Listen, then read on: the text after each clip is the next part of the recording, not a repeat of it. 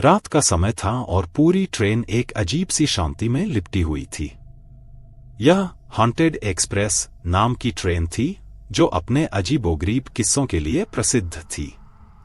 कोई भी यात्री इस ट्रेन में बिना किसी खास जरूरत के सफर करने की हिम्मत नहीं करता था। राजू, जो कि एक युवा पत्रकार था, ने इस ट्रेन में सफर करने का फैसला किया। उसे किसी भी कीमत पर इस ट्रेन के रहस्य को जानना था और उसकी सच्चाई को उजागर करना था। राजू स्टेशन पर पहुंचा और ट्रेन में चढ़ा। ट्रेन का डिब्बा बहुत ही पुराना था, लकड़ी की सीटें और खिड़कियों पर लगे मोटे पर्दे। राजू ने एक कोने की सीट चुनी और बैठ गया।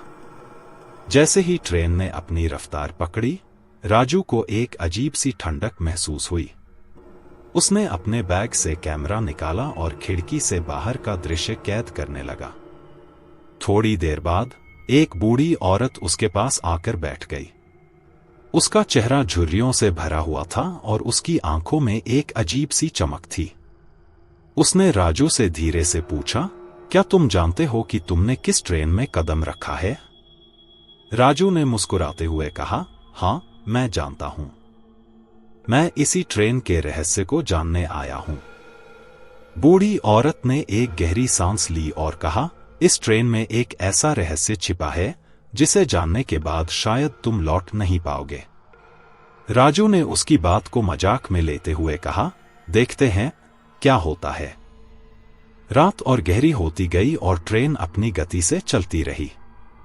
अचानक राजू ने महसूस किया कि ट्रेन की रफ्तार धीमी हो गई है। उसने खिड़की से बाहर झांका और देखा कि ट्रेन एक सुनसान स्टेशन पर रुक रही है। उस स्टेशन का नाम था कालका स्टेशन।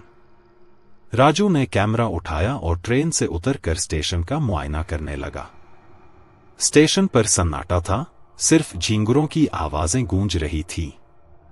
तभी उसे एक पुराने बक्से की ओर खींचाव महसूस हुआ। उसने बक्सा खोला और उसमें से एक पुरानी डायरी निकली। डायरी के पन्ने पीले पड़ चुके थे और उस पर धूल की मोटी परत जमी हुई थी। राजू ने डायरी का पहला पन्ना खोला और पढ़ने लगा। इस ट्रेन में सफर करने वाला हर यात्री एक रहस्य का हिस्सा बन जाता है।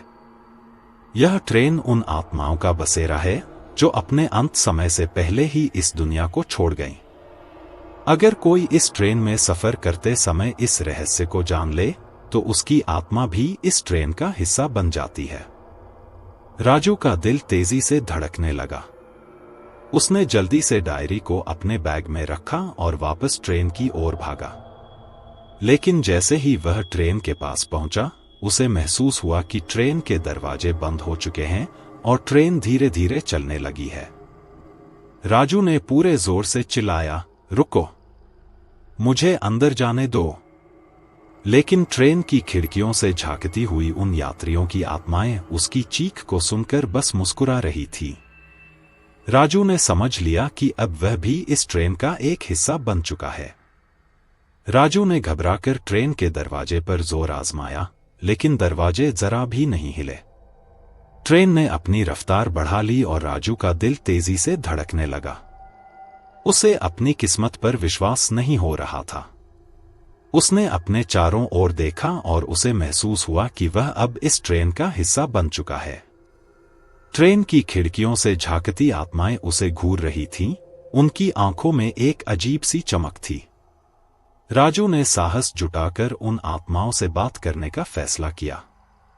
उसने अपनी आवाज को जितना हो सके शांत रखा और पूछा, तुम लोग कौन हो और इस ट्रेन में क्या कर रहे हो?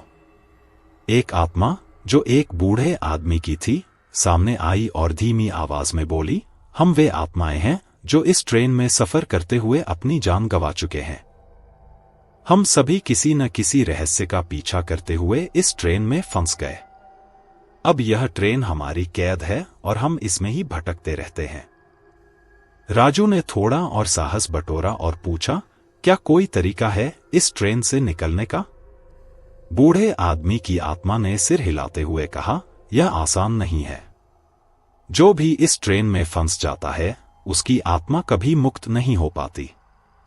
लेकिन एक तरीका है। अगर तुम इस ट्रेन के रहस्य को सुलझा सको तो शायद तुम्हें मुक्ति मिल सके।